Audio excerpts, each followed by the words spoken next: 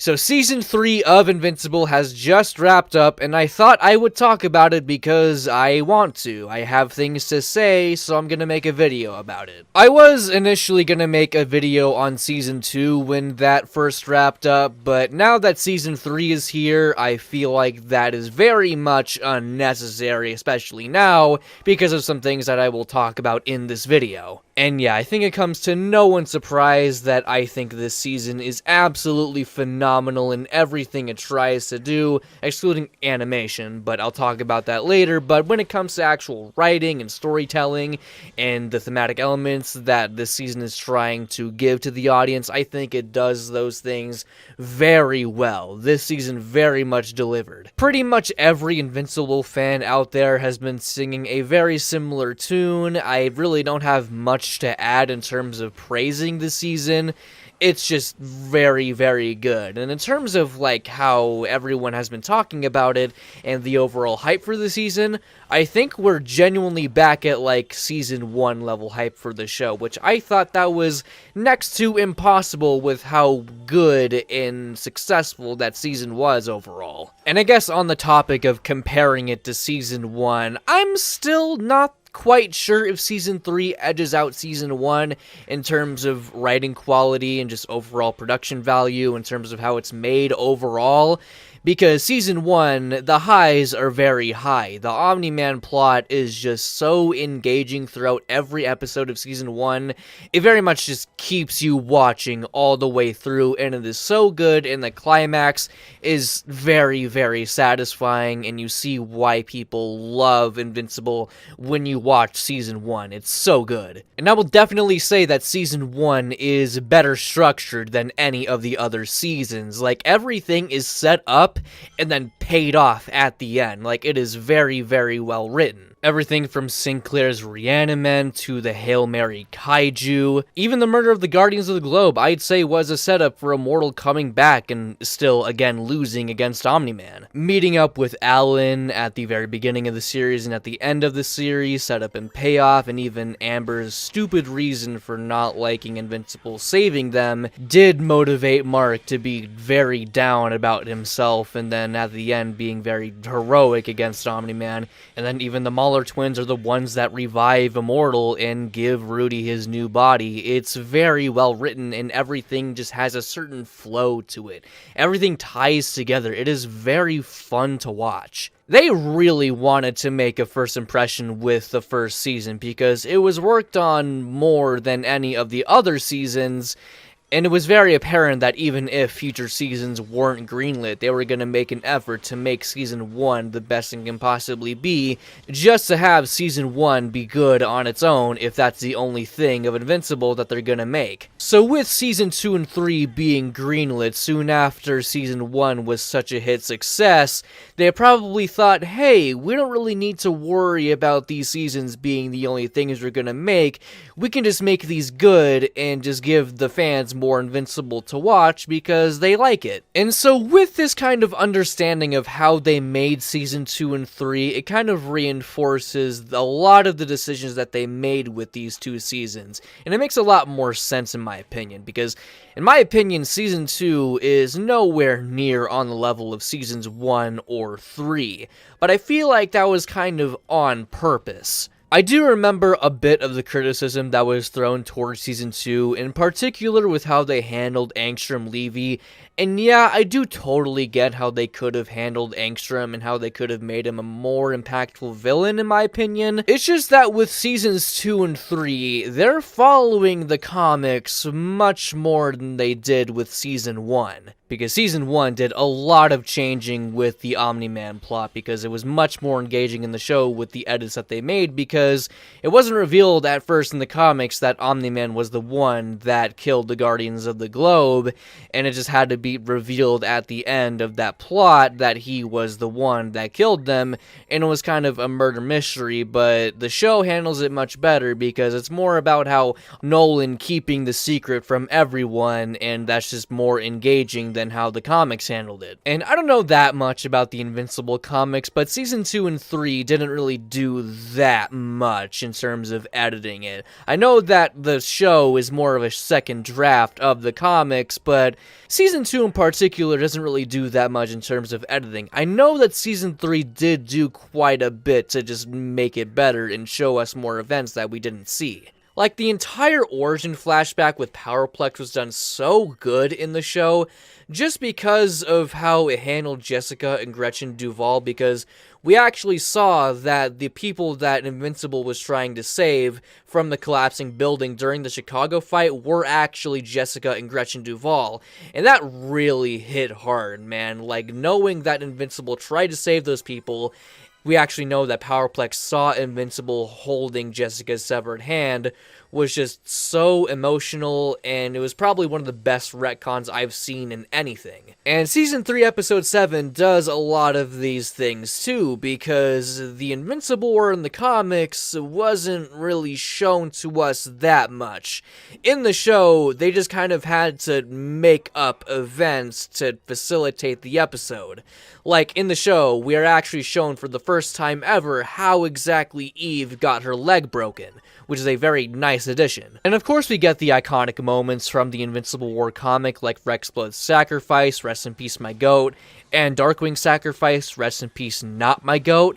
But other than that, we did get to see a lot of the other events that we didn't get to see during the Invincible War. Like, we got to see a lot more of the world's other heroes fighting the other variant Invincibles. But other than the Invincible War, the show does a lot of things like this. They keep on adding things to the show rather than changing them up to have them be more engaging in a different way from the comics. They do this with the Mahler twins, they do this with the Tomb subplot, they do this with Angstrom's whole ordeal during Season 2, and they do that with the Conquest fight. They do that so many times, and the additions are very nice, but I would prefer something more on the lines of the genius writing that was Season 1. But other than that minor issue, Season 3 was just an entire pleasure to watch. I had so much fun seeing how they adapted the comics' iconic moments, and it was just overall very, very good. I love Season 3. Now, I do also want to talk about how I am critiquing Season 3 in conjunction with Season 2,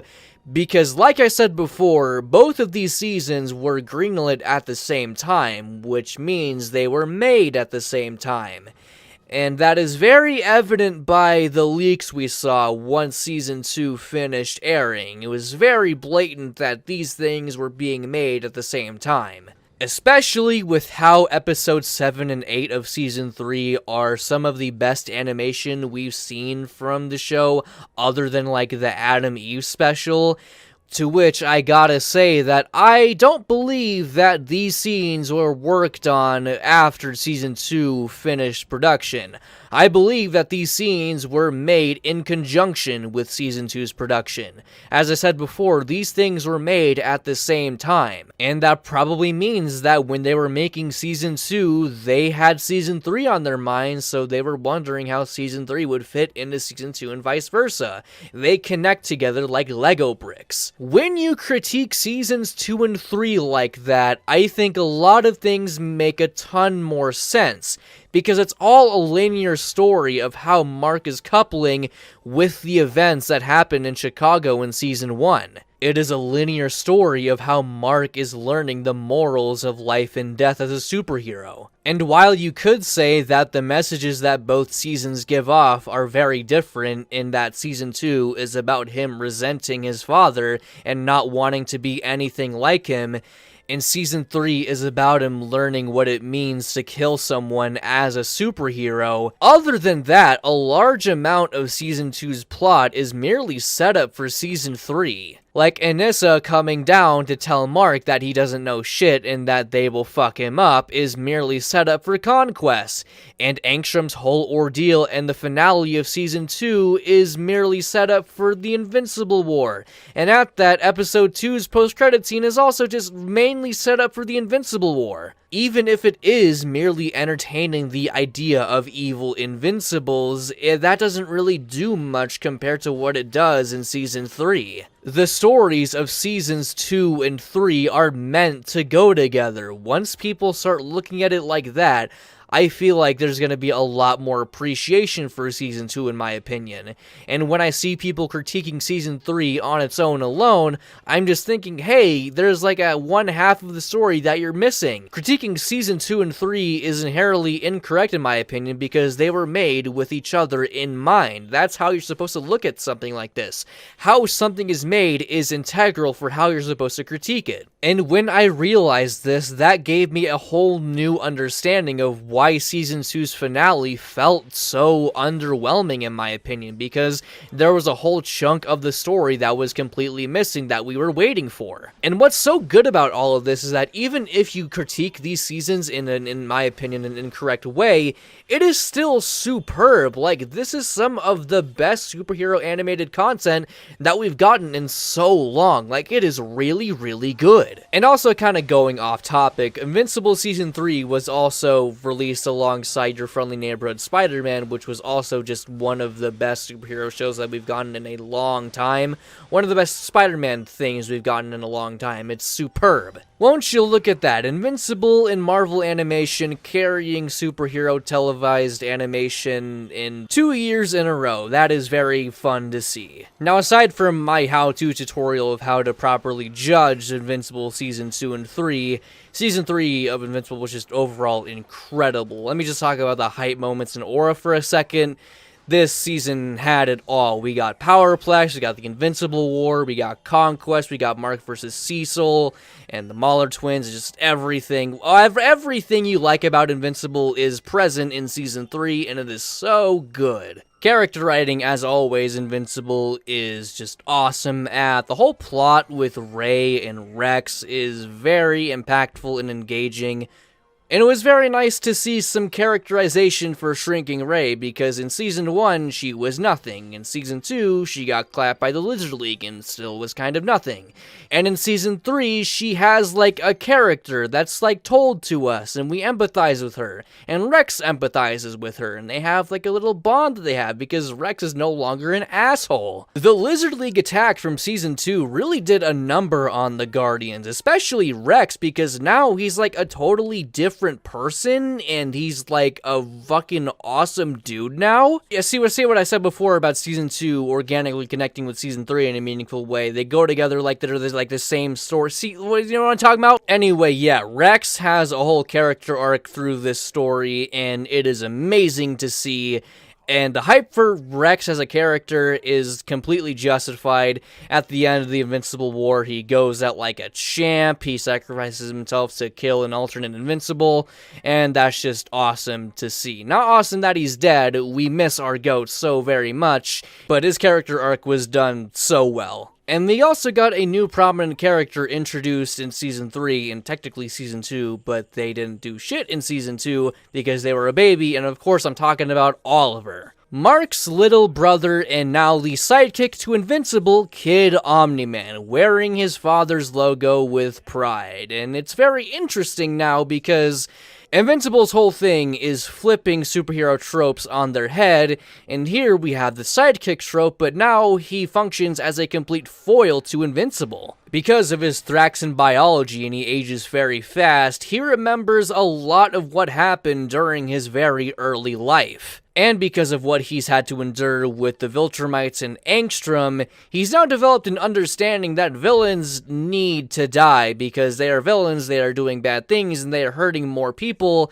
than it's worth, and it would just be easier for the world if they were to just die. And because during this point in the story, Invincible is a fucking Boy Scout and values human life a little bit too much, he does not like Oliver's perspective when it comes to dealing with villains. And that is also challenged when Mark encounters Cecil's very unethical practices when it comes to saving the world. And honestly, the whole thing with Mark vs. Cecil was some of my favorite stuff to come out of this season because, one, the fight scenes were pretty fucking raw, and the whole thing with Cecil's backstory was just so good to look at because we see the parallels between Cecil and Mark, and it's just very entertaining to see how they interact and challenge each other. And if y'all want my perspective about it, because a lot of people are sharing their opinions about it, and there's a whole lot of debates going on, which is obviously very fun, I think the show is very blatantly telling us that Mark is a complete hypocrite. If Mark really did believe what he was saying, he would have fucked off of Thraxa a long time ago and not given a shit about whatever his dad wanted. And at the end of the show, Cecil's unethical modes of saving the world come into play during the Invincible War. Look at that! They actually helped out a lot. We got Darkwing sacrificing himself, and the Reanimants surprisingly do a lot during the war. And at the end of the season, when Conquest shows up to fuck everything over, that completely changes Mark's values and completely shifts his values of life and death as a superhero. And even other than all of that, Cecil had so many reasons to do what he did, and he gave Mark so many chances to fuck off, but he didn't, and Mark had to pay for that because Cecil would eventually use the base god horn. In my opinion, Cecil is right. You don't just waste people. And I guess we should talk about the elephant in the room, quite literally, Conquest. Holy hell, that last episode was peak fucking fiction. After everything that Mark has been through, this was the straw that broke the camel's back, and Conquest comes to Earth in order to challenge Mark's ideals of what it means to save everyone. And in terms of, like, the fight itself, this is pure eye candy. This is some of the best animation that Invincible has ever received, period. The high-octane action that the comic managed to pull off is accurately depicted here, and it is so good, and it is absolutely phenomenal. And Conquest, while a mere plot device that serves to move the story forward to change Mark's ideals, and at the end gets fucking mauled by Mark once he goes into adrenaline rush, he's just an inherently cool character. I feel like a large amount of the appeal of Conquest as a character is just the cool factor. He is straight out of Dragon Ball Z and everyone fucking loves him for it. This dude has so much aura that it rivals Z Broly, in my opinion. Like, this dude is so just hilariously unhinged. It's very impressive how Conquest can immediately be a fan-favorite character in just the span of not even a good portion of the episode. Real quick, I just want to bring up the things that people have been talking about Conquest, specifically when it comes to the casting of Jeffrey Dean Morgan as Conquest. Because for those who don't know, the actor for Invincible, Steven Yeun, was in The Walking Dead alongside Jeffrey Dean Morgan, who played Negan in that show. And I've got no knowledge of The Walking Dead, I've yet to watch it, but it seems that they had some type of rivalry and Glenn died in that show. And of course, since Invincible was created by the same dude, Robert Kirkman thought it'd be kind of cool if Conquest were to be voiced by the guy that killed Steven Yeun in that show. And once the voice for Conquest was revealed, a lot of fans were pretty mixed on it because Conquest was just such a fan favorite in the comic, a lot of people just spoiled themselves for this fight because this was just a fan favorite fight from the comic, so of course people had to go and read it. A lot of people were expecting a much more gruffier and older voice, like "Stand ready for my arrival, worm." And people were not expecting him to sound like Negan from The Walking Dead. And at first, when I heard Jeffrey Dean Morgan's voice come out of Conquest in the episode 7 finale, I wasn't hugely sold on it at first, because it really just sounded like the voice was coming from someone who looks like Jeffrey Dean Morgan more than Conquest. I was somewhat expecting a Josh Brolin-like voice for him, but once we actually got to episode 8, I was completely sold. This dude is Conquest. He completely captures the sadistic insanity of the character, and I envision no one else capturing that one bit. Now seeing what a properly voiced Conquest can be, the Josh Brolin fan casting is completely a miscast. Like, were people just fan casting Josh Brolin because he has the prosthetic arm, because Thanos has the gauntlet? Is that really the reason why? Because Invincible fans are stupid? And speaking of how annoying fans can be, and voice acting, and animation too, the large amount of general complaints for this show, specifically from fans, has been a little unfair in my opinion. Because a lot of people on social media were saying that they should not be diverting some of their budget towards celebrity voice casting and put more money towards animation, because we got casting like Simu Liu as Multi-Paul, of course we got Seth Rogen, J.K. Simmons, Aaron Paul as Powerplex, Jonathan Banks as Brit, etc, etc. And while the animation can be janky, and there was one scene where it looked very distractingly bad, I'm personally completely fine with the animation looking subpar for most of the show and the animation locking in when it needs to towards the end where there's a lot of hype moments. And in general, I really don't think the issues with the animation is a budget thing. I really think that Invincible's main episodes don't really have that good of storyboarding. Like, other than episode 7 and 8 where they locked in with the animation and the production value went up big time, there's a lot of scenes where I'm thinking, how are they gonna animate this? Like, specifically in Season 2, Episode 4, that whole fight scene with the Viltrumites looked very underwhelming compared to what was seen in the comics. And the scene with Dropkick and Fightmaster running down those stairs looked very, very bad. And Episode 5 of Season 3 looked really underwhelming. Like, it looked very unengaging and was kind of boring to watch and look at, in my opinion. Probably the weakest episode of Season 3, and I think a lot of people will agree with that sentiment. And there's a lot of other moments with very underwhelming animation, but I'm not gonna knock them for it because the animation is not why you're watching Invincible, you're watching it for the engaging storytelling. It's just that with things like the Adam Eve special, I think there is a compromise to be made with production value and just generally fast-paced action scenes. Because the fight scenes in the Adam Eve special were purely carried by Kevin Molina Ortiz, who worked on several things like Rise of the Teenage Mutant Ninja Turtles, Sonic 3, Sonic X Shadow Dark Beginnings, and I think he did Lego Monkey Kid as well. The point is that this guy is very good at budgeting animation and making it also look very good. It's just that I think a lot of the talent at Skybound Studios doesn't really live up to that level of quality, in my opinion, but it isn't like what we have is bad. It's just that what we could be getting is not here. And unfortunately, I really don't think Invincible's animation is gonna get any better, because I think for the most part, Amazon is gonna see the success of Season 3 and prioritize these seasons being pumped out at a faster rate, which means worse animation. Because people already like Invincible, and these fans are going to watch more Invincible regardless if the animation is great or not. I think if they keep up what they're doing with Season 3, I think this is a pretty happy medium. Just some subpar animation that gets the job done, and it is relatively okay to look at, but for the very climactic and hype moments that people expect from the comics, that is when they lock in and give us something spectacular. If they can just keep doing that for future seasons, I feel like that is a very happy medium we can stick to.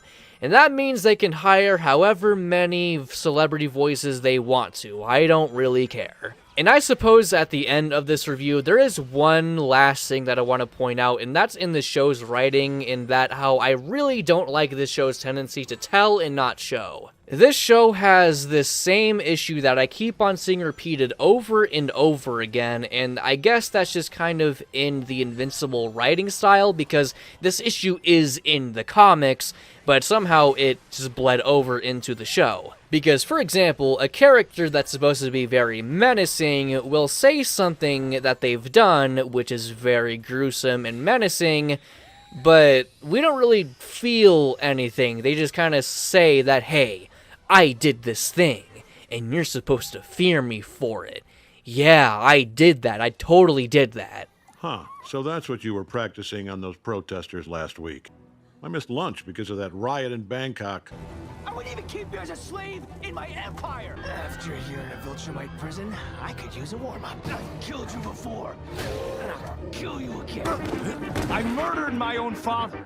You really think you're gonna take me I out? am aware that it would be more expensive for them to show us the events that play out, but it would be nice to just see like a one-frame flashback of things, or just insert a flashback where they were already doing flashbacks and just have that be more elaborated upon. It's just that if I was in the writer's room for this show, I would not do things like this. So yeah, that's my thoughts on Invincible Season 3. And lastly, I just want to say, that IGN review for episode 8 was fucking awful. It's like to a point where I think the reviewer for that legit did not get what he was seeing. Because he says, like, Conquest is a villain that comes out of nowhere, but, like, we saw a tease of him in Season 1, he is very abruptly teased by Anissa in Season 2, and now we see him, and we get his introduction in the last episode, and we understand who he is, and we like him because of it. The idea of this mystery Viltrumite that will come down is not a new idea that the show is throwing at us. This is something that the show has been building up towards. And he says that the show is thematically scattered, and, like, that doesn't make any sense. It's clear what the episode is about. It's like the IGN employee watched this episode and did not watch the rest of the Season 3 and just didn't know what was happening, and in that way, I feel like you just watched the show wrong, in my opinion. Main reason why I'm even making this video in the first place, because I want to share my thoughts, because this season in reality is fucking amazing, and more people need to know that. So yeah, overall, I think Invincible Season 3 is the best season that Invincible has gotten so far. Yes, I put it over Season 1 because Season 1 had Amber being a shitty character, and Season 3 does not have that. There's like one scene with Amber in it. So that's a plus in my book. If you haven't watched Invincible yet, do it. I implore you to. It's amazing.